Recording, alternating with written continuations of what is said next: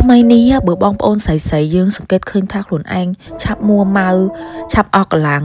ដេកអត់លក់ជ្រុះសក់មានមុនដោះជុំវិញធ្គាមជុំវិញចកាយើងហ្នឹងណាហើយឡើងគីឡូសើទាំងយើងអត់មានញ៉ាំអីផ្ដេសផ្ដាស់ផងហ្នឹងហើយគឺជាបញ្ហាគេហៅខ្សោយអុកម៉ូនឬក៏អុកម៉ូនអត់មានស្ថិរភាពសូមបងប្អូន share វីដេអូហ្នឹងម្នាក់មួយហើយ save ទុកដើម្បីមើលថ្ងៃក្រោយហើយចូលស្ដាប់បន្តវីដេអូនេះដើម្បីដឹងដំណោះស្រាយហើយនឹងយល់ដឹងអំពីអុកម៉ូនគឺជាអ្វីសូមបញ្ជាក់មុនខ្ញុំមិនអ្នកជំនាញអ្វីទេប៉ុន្តែនេះគឺជាការយល់ដឹងនិង research ខ្លះៗដែលខ្ញុំ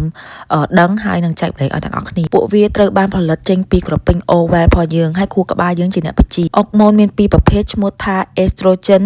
និង progesterone ម៉ូនពីរហ្នឹងគឺសំខាន់ណាស់សម្រាប់វដ្តរដូវយើងហើយជាមួយនឹងការមានផ្ទៃពោះមូលហេតុធ្វើឲ្យខ្សោយអុកម៉ូនគឺដោយសាររបបអាហារយើងអត់សូវញ៉ាំបន្លែ